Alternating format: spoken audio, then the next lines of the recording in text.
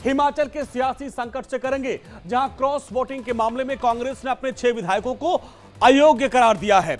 ऐसा लगता है कि सुक्खू सरकार को लाइफलाइन मिल गई है। हिमाचल में राजनीतिक संकट के बीच कांग्रेस का गणित बिगड़ता जा रहा है। एक तरफ राज्यसभा चुनाव में क्रॉस वोटिंग करने वाले 6 विधायक पंचकूला में डेरा डाले हुए हैं। उधर 4 और विधायकों ने सीएम हाउस में आयोजित ब्रेकफास्ट से दूरी बना ली। हिमाचल में सभी कांग्रेस विधायकों की ब्रेकफास्ट मीटिंग होनी थी, जिसमें कई मुद्दों पर चर्चा की जानी थी, लेकिन ये दूरी कई सवाल खड़े करती है। They are doing lot of operations. They will do daily. They will do. They don't have any work. They will do daily. All MLAs know that. Party stands united. No operation lotus here. उधर मुख्यमंत्री सुखविंदर सिंह सुक्खू खुद को योद्धा बताते हुए 5 साल का कार्यकाल पूरा करने का दावा कर रहे हैं। शिमला से लेकर दिल्ली तक नंबर गेम और सरकार बचाने के रास्तों पर मंथन का दौर चल रहा है। कांग्रेस की लाइन से हटकर भारतीय जनता पार्टी के उम्मीदवार हर्ष महाजन के पक्ष में क्रॉस वोटिंग करने वाले 6 विधायक पहले से ही हरियाणा के पंचकूला में डेरा डाले हुए हैं। कांग्रेस के इन सभी बागियों पर स्पीकर ने एक्शन ले लिया है। स्पीकर ने इन सभी को विधानसभा की सदस्यता से अयोग्य ठहरा दिया है। देखिए, अभी मेरा इस पे कुछ भी कहना ठीक नहीं है। पहले क्योंकि हमारे ऑब्जर्वर्स यहाँ पर आए हैं, उन्होंने सब चीजों की परिस्थिति को देखा है, समझा है, और उसके बाद माननीय स्पीकर ने ये फैसला लिया है। एक तरफ एक्शन तो दूसरी ओर बातचीत के जरिए संकट का समाधान तलाशने की कोशिश में भी कांग्रेस जुटी हुई है। और उधर बीजेपी केंद्रीय चुनाव समिति की बैठक शुरू हो चुकी है, जिसमें प्रधानमंत्री मोदी, अमित शाह समेत तमाम बीजेपी के बड़े नेता शामिल हो रहे हैं। इस बैठक में 2024 के एजेंडे को लेकर रणनीति तैयार की जा रही है। मिशन 370 की तैयारी बीजेपी ने पूरी कर ली है, जिसको लेकर बीजेपी केंद्रीय चुनाव समिति की बैठक हो रही है और इसमें बीजेपी की पहली लिस्ट जारी हो रही है। चुनाव समिति की इस बैठक में 125 उम्मीदवारों के नाम पर मुहर लग रही है। पीएम मोदी और अमित शाह के नाम भी पहली लिस्ट में हैं। हारी और मुश्किल सीटों पर प्रत्याशी फाइनल हो रही हैं। यूपी, एमपी, राजस्थान और गुजरात समेत कई राज्यों में बीजेपी की क्लीन स्वीप की तैयारी है, लेकिन साउथ में मुकाबला कड़ा है, लिहाजा पार्टी मुश्किल सीटों पर ज्यादा तैयारी के मूड में है। विकास और सनातन सिद्धि से पीएम मोदी मिशन चुनाव में जुटे हैं। देश में तो पहले ही नमो को लेकर माहौल बना हुआ है। अब बात करेंगे उत्तर प्रदेश की, जहां समाजवादी पार्टी के अध्यक्ष अखिलेश यादव को सीबीआई ने पूछताछ के लिए बुलाया, लेकिन अखिलेश यादव हाजिर नहीं हुए। समाजवादी पार्टी के अध्यक्ष और यूपी के पूर्व मुख्यमंत्री अखिलेश यादव की मुश्किलें लगातार बढ़ गई हैं। अवैध खनन मामले में गवाही के लिए अखिलेश को सीबीआई ने पूछताछ के लिए बुलाया, लेकिन अखिलेश यादव नहीं आए। अखिलेश ने सीबीआई को बताया कि मैं दिल्ली आने में असमर्थ हूं। अगर वीडियो कॉन्फ्रेंसिंग के जरिए पेश हो सकता हूं तो ठीक है। अब गवाह की हैसियत से अखिलेश यादव को नोटिस मिला तो विपक्ष में कोहराम मच गया। विपक्ष का आरोप है कि लोकसभा चुनाव से पहले विपक्ष को डराने की साजिश रची जा रही है। भारतीय जनता पार्टी इस समय सबसे ज्यादा कमजोर है, सबसे ज्यादा कमजोर स्थिति में। 10 साल के बाद भी इतने घबराए हुए लोग, और मैं आपसे कह रहा हूं कि यूपी से आए थे, यूपी से ही जाएंगे बाहर। दरअसल 2019 में हमीरपुर में हुए 2012 से 2016 के बीच अवैध खनन का केस दर्ज किया गया था। इस मामले में कई अधिकारियों के नाम सामने आए हैं। तत्कालीन मुख्यमंत्री अखिलेश यादव से उस समय की स्थिति की जानकारी ली जानी है। अखिलेश यादव के खिलाफ मामला ई टेंडर प्रक्रिया का कथित उल्लंघन कर खनन पट्टे जारी करने से संबंधित है। इलाहाबाद हाईकोर्ट ने इस मामले की जांच के आदेश दिए थे। आरोप है कि जब अखिलेश यादव यूपी के मुख्यमंत्री थे तो अधिकारियों ने अवैध खनन की अनुमति दी थी। अब सीबीआई इस पूरे मामले में अखिलेश यादव से पूछताछ करना चाहती है, गवाह के तौर पर। Bureau report, India daily live. खबर पश्चिम बंगाल से, आखिरकार 55 दिनों तक चले आंख मिचौली के बाद शाहजहां शेख को गिरफ्तार कर लिया गया है। इसके बाद टीएमसी ने शाहजहां शेख को पार्टी से बर्खास्त कर दिया। ये जश्न है संदेश खाली कांड में संघर्षों के बाद मिली जीत की। ये जश्न है संदेश खाली के आरोपी शाहजहां शेख के खिलाफ, क्योंकि यौन शोषण का आरोपी शाहजहां शेख को बंगाल पुलिस ने गिरफ्तार कर लिया है। पुलिस ने उत्तर 24 परगना के मीना खान इलाके से संदेश खाली के हैवान शाहजहां शेख को उठा लिया। संदेश खाली के आरोपी शाहजहां शेख को आज पुलिस ने बसीरहाट कोर्ट में पेश किया। पुलिस ने कोर्ट से 14 दिन की रिमांड मांगी, लेकिन कोर्ट ने 10 दिन की कस्टडी दी है। ये उनका कस्टडी संरक्षण में था। कल पिछले नाइट 12 बजे, डे बिफोर यस्टरडे नाइट 12 बजे मिडनाइट से उन्होंने पुलिस का साथ था। शाहजहां की गिरफ्तारी के बाद बंगाल की सियासत नहीं थम रही। टीएमसी नेता जहां शाहजहां पर पुलिस की कार्रवाई पर अपनी पीठ थपथपा रहे हैं, वहीं बीजेपी का आरोप है शाहजहां शेख की गिरफ्तारी प्रायोजित है। उधर उत्तर प्रदेश में पुलिस भर्ती परीक्षा पेपर लीक मामले में नकल माफियाओं पर लगातार योगी का हंटर चल रहा है। आज 4 अन्य आरोपियों की गिरफ्तारी हुई है।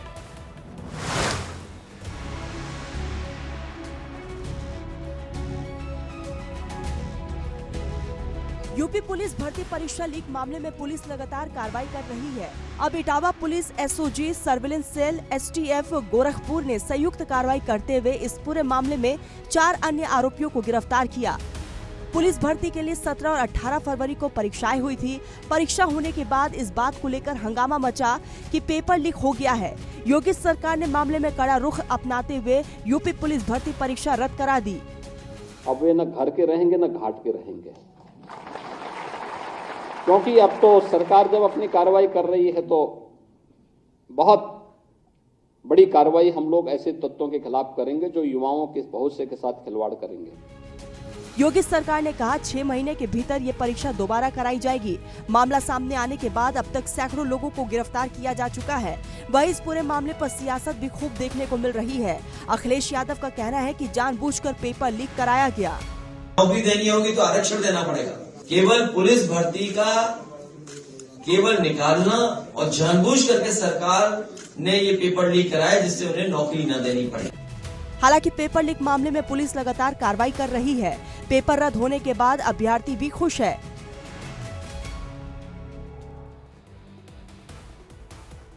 यूपी के मुख्यमंत्री योगी आदित्यनाथ दिल्ली दौरे पर है, जहां पर वो बीजेपी की कोर ग्रुप की बैठक में शामिल हुए।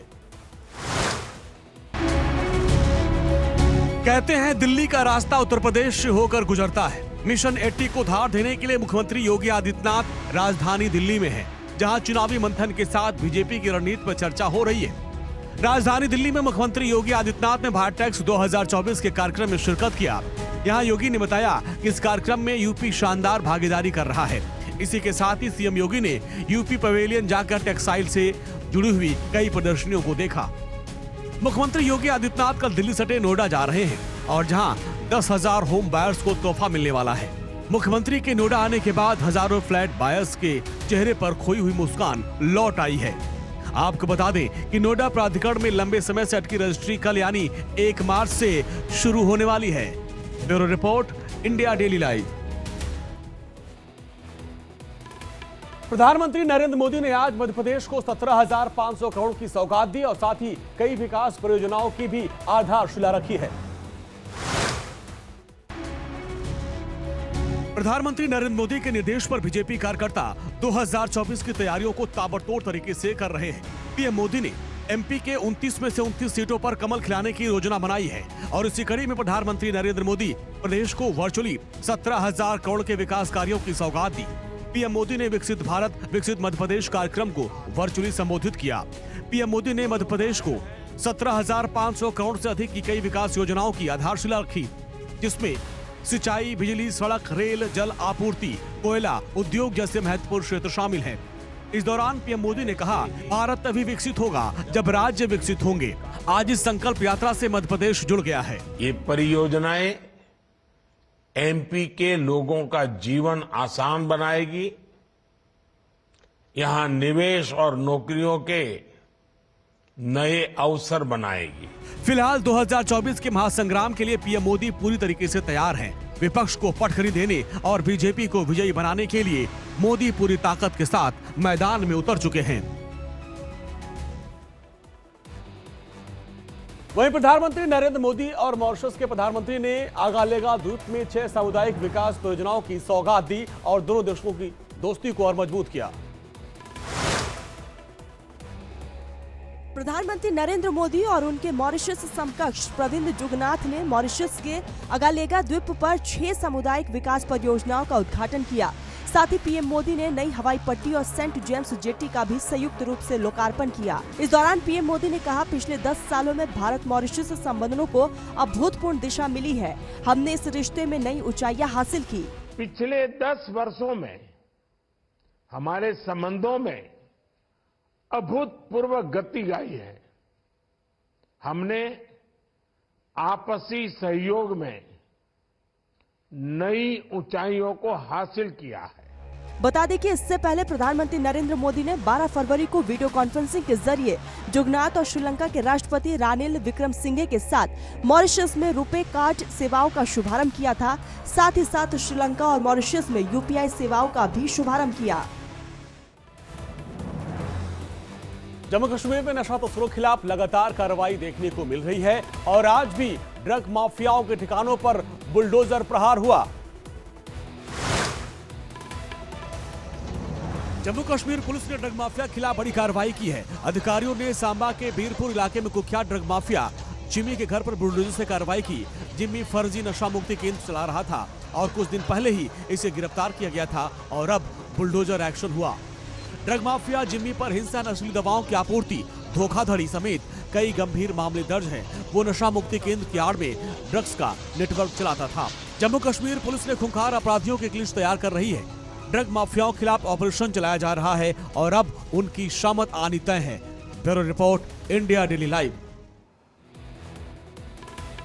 इन दिनों बिहार की सियासत गरमाई है। पूर्व मुख्यमंत्री राबड़ी देवी ने पार्टी छोड़कर गए अपने 4 विधायकों को बेशर्म तक कह दिया। बिहार में सरकार बदलने से लेकर राज्यसभा चुनाव तक हुए सियासी खेला पर बिहार की पूर्व मुख्यमंत्री राबड़ी देवी आरजेडी छोड़ने वाले विधायकों पर जमकर बरसी। राजद छोड़कर एनडीए के साथ गए विधायकों को बेशर्म बताते हुए राबड़ी देवी ने कहा कि इन सभी विधायकों को 10 से 20 करोड़ रुपए में खरीदा गया है। इन बेशर्म विधायकों को अगर भाजपा और एनडीए में जाना था तो उन्हें पहले इस्तीफा देना चाहिए था। सभी लोग हैं, भाग रहा है, 10 करोड़ रुपया लेकर भाग रहा है, 20 करोड़ रुपया लेकर भाग रहा है, पैसा पर बिका गया है। उसका शर्म आइए से शर्म आना चाहिए, इस्तीफा करके जाना चाहिए। उधर क्या नहीं है तो इस्तीफा कर दो, विधायक से चले जाओ। आपको बता दें कि 12 फरवरी को आरजेडी के 4 विधायक नीलम देवी, प्रहलाद यादव और चेतन आनंद ने एनडीए का समर्थन किया था। तो वहीं 27 फरवरी को आरजेडी की संगीता कुमारी ने भी एनडीए का दामन थाम लिया। अब बात कांग्रेस के वरिष्ठ नेता कमलनाथ की, जिनकी बीजेपी में जाने की अटकलें तेज हो गई हैं और इन सब के बीच कांग्रेस कार्यकर्ताओं को संबोधित करते हुए कमलनाथ भावुक हो गए। क्या कुछ कहा उन्होंने, देखिए इस रिपोर्ट में। भाजपा में जाने की अटकलों के बीच कांग्रेस के दिग्गज नेता कमलनाथ ने मध्य प्रदेश के छिंदवाड़ा में कांग्रेस कार्यकर्ताओं को संबोधित करते हुए भावनात्मक संदेश दिया। उन्होंने कहा कि अगर आप मुझे विदा करना चाहते हैं तो मैं तैयार हूं, ये आपकी मर्जी है। कमलनाथ ने कहा कि उन्हें कई सालों से कार्यकर्ताओं का प्यार और विश्वास मिलता रहा है, अब मैं खुद को थोपना नहीं चाहता। आपने इतने साल मुझे प्यार और विश्वास दिया। चाहे कि कमलनाथ को हम विदा करना चाहते हैं, ये तो आपकी मर्जी है। मैं विदा होने के लिए तैयार हूं, मैं अपने आप को थोपना नहीं चाहता। कमलनाथ ने कार्यकर्ताओं से अपील करते हुए कहा कि हमें भविष्य सुरक्षित बनाने के लिए वोट करना होगा। मुझे आप सब पर विश्वास है। कमलनाथ के बेटे नकुलनाथ छिंदवाड़ा सीट से सांसद हैं। कमलनाथ ने पहले ही घोषणा की थी कि उनका बेटा नकुल दोबारा इस सीट से चुनाव लड़ेगा। उधर बंगाल में 2024 लोकसभा चुनाव को लेकर सियासी घमासान मचा हुआ है और इस बीच बीजेपी नेता शुभेंदु अधिकारी चुनाव आयोग पहुंचे और फर्जी मतदाताओं की एक लिस्ट दी है।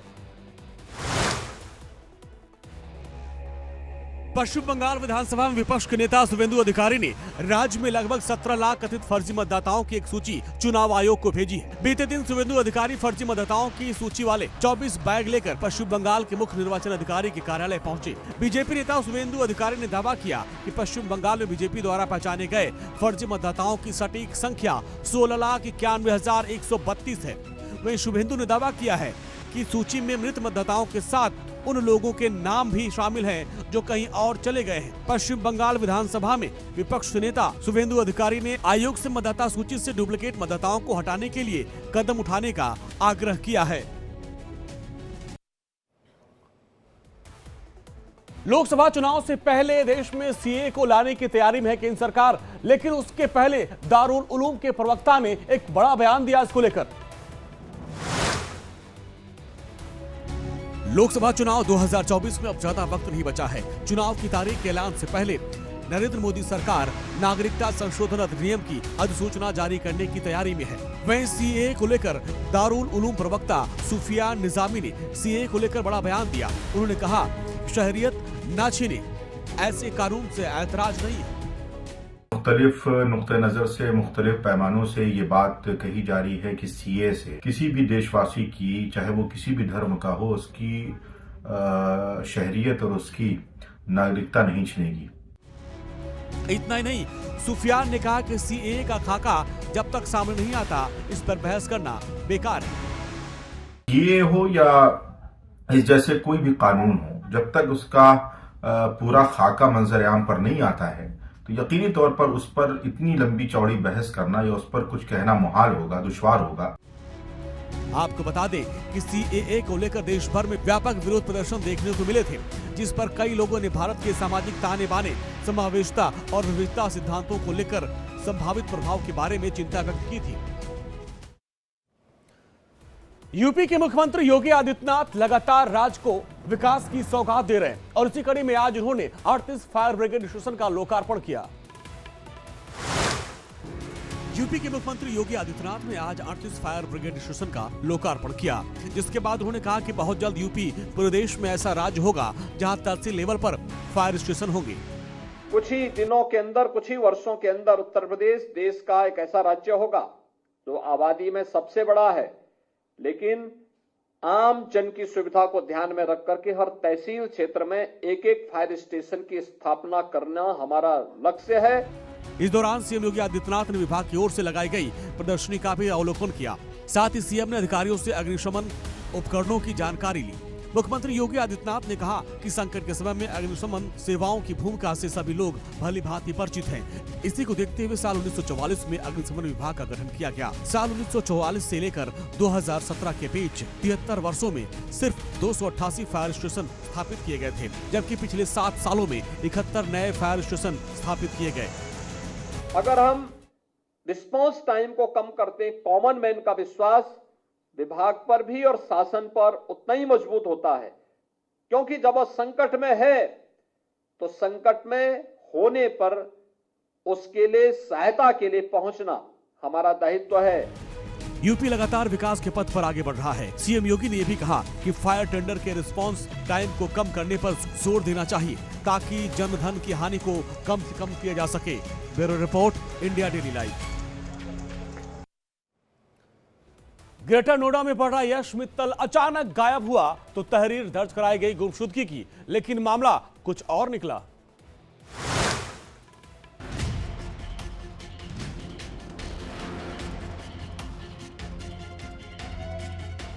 कत्ल की ये कहानी यूपी के ग्रेटर नोएडा से शुरू हुई और खत्म हुई यूपी के ही अमरोहा में।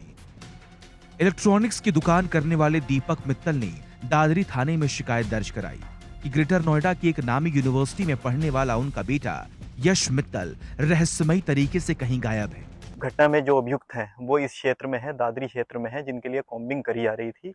इसी कॉम्बिंग में पुलिस मुठभेड़ के दौरान हमने इसमें 3 जो अन्य अभियुक्त हैं उनको गिरफ्तार किया है।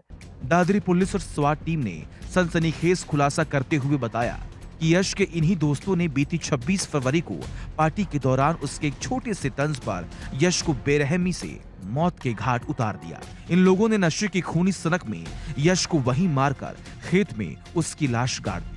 कई टीमों का गठन गजरौला में ऑपरेशन चलाया गया, तब जाकर रचित को पकड़ा गया और धीरे धीरे इस नृशंस हत्याकांड की परतें उधड़नी शुरू हो गई। फिर एक मुठभेड़ में शिवम और सुशांत को गिरफ्तार किया गया, जबकि शुभम की तलाश जारी है। उत्तरकाशी की सिलक्यारा सुरंग में फंसे 41 मजदूरों को बाहर निकालने वाले 12 रेड होल माइनर्स में से एक वकील हसन के मकान को डीडीए ने ढहा दिया है। पिछले साल उत्तरकाशी की सिलक्यारा सुरंग में फंसे 41 लोगों की जान बचाने वाले 12 रेड माइनर में से एक माइनर वकील हसन के मकान को बुलडोजर से ढहा दिया गया। वकील हसन ने डीडीए पर दिल्ली के खजूरी खास स्थित श्रीराम कॉलोनी में बने घर को ध्वस्त करने का आरोप लगाया है। रेड होल माइनर वकील हसन का कहना है कि डीडीए ने बिना किसी नोटिस के उनके घर को ढहा दिया। 2013 में हसन ने ये मकान खरीदा था। मकान की रजिस्ट्री 1987 की है, लेकिन फिर भी प्रशासन ने उनका मकान ढहा दिया। कहा जा रहा है कि ये मकान डीडीए की जमीन पर अवैध रूप से बना हुआ था। हसन ने केंद्र सरकार और डीडीए से ये अपील की थी कि अगर सरकार उन्हें सुरंग में फंसे 41 मजदूरों की जान बचाने के लिए कोई इनाम देना चाहती है तो सरकार डीडीए की जमीन पर बने उनके अवैध मकान को ना तोड़े। अब हसन की मांग है कि मेरा घर मुझे दिया जाए। अगर मुझे मेरा घर नहीं दिया गया तो मैं अनशन पर बैठूंगा। उधर डीडीए ने सफाई दी है कि यह अभियान उस जमीन पर चलाया गया जो डेवलपमेंट लैंड का हिस्सा थी। Bureau report, India daily live. Anant Ambani और राधिका मर्चेंट की प्री वेडिंग फंक्शन की शुरुआत हो चुकी है। प्री वेडिंग में शामिल होने के लिए अलग अलग जगहों से हॉलीवुड से लेकर बॉलीवुड तक के तमाम सितारे जामनगर पहुंच रहे हैं। देश के सबसे अमीर आदमियों में शामिल बिजनेसमैन मुकेश अंबानी के सबसे छोटे बेटे अनंत अंबानी की शादी है।